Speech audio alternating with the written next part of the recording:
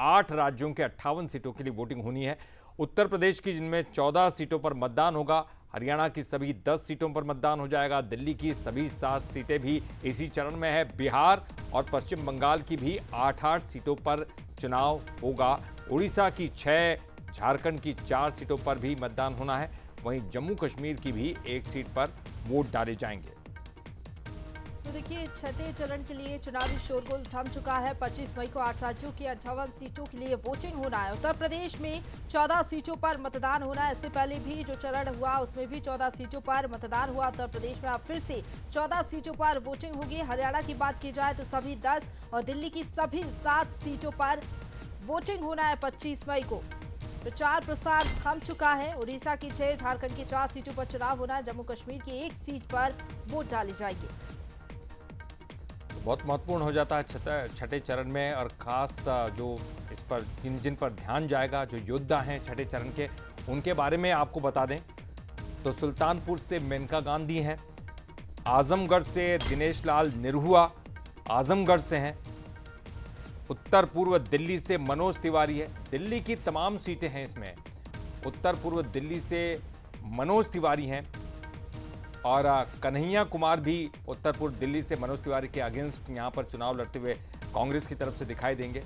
पुरी से अगर बात करें, संबित पात्रा, देखिए खास चेहरे आपको दिखा रहे, मेनका गांधी सुल्तानपुर से, दिनेश लाल निरहुआ आजमगढ़ से, मनोज तिवारी उत्तर पूर्वी दिल्ली से, और उत्तर पूर्व दिल्ली से ही कन्हैया कुमार कांग्रेस की तरफ से उनके खिलाफ लड़ेंगे। पुरी से संबित पात्रा हैं, संबलपुर से धर्मेंद्र प्रधान। तो देखिए, ये इंपॉर्टेंट सीटें आपको बता रहे हैं। मनोहर लाल खट्टर करनाल से पूर्व मुख्यमंत्री रहे, नवीन जिंदल कुरुक्षेत्र से, महबूबा मुफ्ती अनंतनाग से चुनाव लड़ रही हैं। मेनका गांधी की बात करें तो सुल्तानपुर, दिनेश लाल निरहुआ आजमगढ़ से, तो मनोज तिवारी उत्तर पूर्व दिल्ली से चुनावी समर में हैं। ये बड़ी सीटें और बड़े चेहरे आपको बता रहे हैं। छठे चरण के लिए इन सीटों पर सभी की नजर बनी हुई है। और इसी खबर पर ज्यादा बातचीत के लिए सीधा रुक करेंगे हमारे साथ विशेष संवाददाता रुक करेंगे आलोक। छठा चरण भी काफी ज्यादा महत्वपूर्ण है उत्तर प्रदेश के लिहाज से देखें तो कौन कौन सी सीटें हैं जिन पर सभी की नजरें टिकी हुई है और किस तरीके से मुकाबला इन सीटों पर देखने को मिलेगा? बिल्कुल प्रशंसा। छठवें चरण के लिए आज शाम प्रचार समाप्त हो गया है। उत्तर प्रदेश में 14 लोकसभा सीटों पर चुनाव है 25 मई को, जिसका प्रचार आज थम गया है।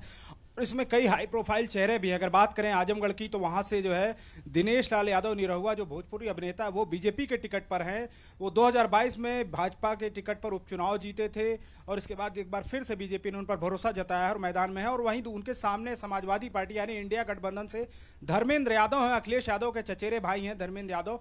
तो मुकाबला बड़ा रोचक है। इसके अलावा जौनपुर सीट भी है, जहां पर पहले धनंजय सिंह, जो बाहुबली कहे जाते हैं, उनकी पत्नी चुनाव लड़ रही थी, लेकिन अब वो चुनाव नहीं लड़ रही हैं। उन्होंने बसपा से नॉमिनेशन कर दिया था। अब वो कृपा शंकर सिंह, जो बीजेपी के टिकट पर मैदान में है, उनका समर्थन कर रहे हैं धनंजय सिंह और उनकी पत्नी। और कृपा शंकर सिंह भी बड़ा नाम है, कांग्रेस में रहे हैं, महाराष्ट्र के पूर्व गृह राज्य मंत्री हैं।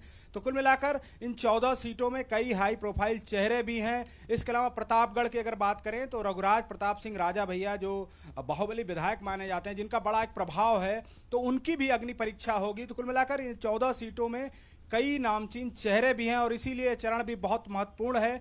और सबसे बड़ी बात यह है कि इस चरण में जो राजनीतिक तमाम विश्लेषक है वो ये नहीं बता पा रहे हैं, अनुमान नहीं लगा पा रहे हैं कि चुनाव किस तरफ जाएगा, क्योंकि जहां सुल्तानपुर में मेनका गांधी दोबारा लड़ रही हैं, दोबारा पहले मेनका गांधी पीलीभीत से सांसद हुआ करती थी, लेकिन दूसरी बार अब वो फिर जो है लगातार सुल्तानपुर से लड़ रही हैं, क्योंकि वरुण गांधी पहले जो है सुल्तानपुर से सांसद का चुनाव लड़ते थे, जीतते भी थे, लेकिन इस बार पिछली बार जो है सीटें बदल दी गई थी। आज वरुण गांधी भी सुल्तानपुर आए थे, हालांकि उन्होंने भारतीय जनता पार्टी का नाम नहीं लिया, ना ही किसी नेता का नाम लिया, लेकिन उन्होंने अपनी मां यानी मेनका गांधी के लिए प्रचार किया।